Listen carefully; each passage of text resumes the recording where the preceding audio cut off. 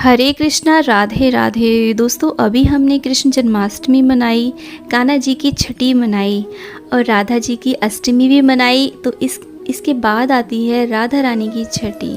दोस्तों, हिंदू धर्म में जब भी कोई बालक पैदा होता है तो उसके जन्म के 6 दिन बाद उसकी छठी अवश्य मनाई जाती है। तो हमारे मन में ये सवाल उठता है कि क्या राधा रानी की भी हमें छठी मनानी है? क्योंकि हमने कान्हा जी की छठी मनाई है तो जी ज़रूर मनानी है। हमारे मन में प्रश्न उठता है कि कहीं कहीं पर लोग लड़कियों की छठी नहीं मनाते हैं, तो भी हमें ये छठी ज़रूर मनानी है। और जो भी हमारे घर में कन्याएं होती हैं उनकी भी हमें छठी ज़रूर मनानी चाहिए। देखिए, राधा रानी तो एक दिव्य कन्या थी, तो उनकी छठी तो हमें अवश्य ही करनी है। लेकिन अगर हमारे घर में कन्याएं भी होती हैं तो भी हमें उनकी छठी बड़े धूमधाम से मनानी चाहिए। तो अगर आपको राधा रानी की छठी की वो देखनी है, अनुपम छटा देखनी है, तो आप कभी ब्रिज में जाइए, बरसाने में जाइए। वहाँ पर आप देखेंगे कि कान्हा जी की छठी से भी ज़्यादा धूमधाम राधा जी की छठी की रहती है। तो क्योंकि कहा जाता है कि अगर आपको कान्हा जी को प्राप्त करना है तो आपको राधा जी को प्रसन्न करना अनिवार्य है। बिना राधा जी के मार्ग के कृष्ण आपको प्राप्त ही नहीं हो सकते।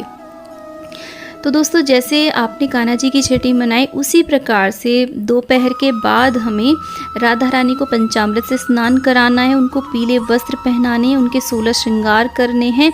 यदि आपके पास राधा रानी का बाल विग्रह नहीं है तो आप युगल सरकार के साथ भी ये पर्व मना सकते हैं। राधा रानी की कोई तस्वीर है तो भी ये पर्व मना सकते हैं। छठी के दिन कोई भी व्रत नहीं किया जाता, ना ही कलश की स्थापना की जाती है। यह एक उत्सव है जिसे धूमधाम से मनाया जाता है। घर को सजाया जाता है, दान पुण्य किए जाते हैं, भजन कीर्तन किए जाते हैं, मंगल गान गाए जाते हैं, जो एक नए बालक के आने की खुशी में किए जाते हैं। तो कुल मिलाकर ये खुशियों से भरा हुआ दिन होता है। राधा जी की छठी के दिन घर को अच्छी प्रकार से सजाएं, बंधनवार लगाएं, राधा रानी को पंचामृत से स्नान कराएं, नए पीले वस्त्र धारण कराएं। साथ ही साथ कान्हा जी का भी स्नान श्रृंगार करें, क्योंकि राधा रानी कान्हा जी के बिना नहीं रह सकती।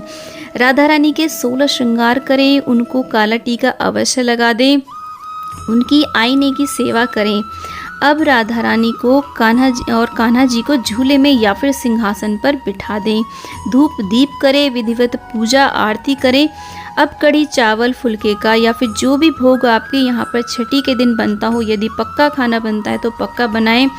इस दिन राधा रानी को 56 भोग भी लगाए जाते हैं। राधा रानी को दही अरबी का भी भोग लगाएं इस दिन, और इस दिन आप उन्हें माखन मिश्री का भी भोग अवश्य लगाएं।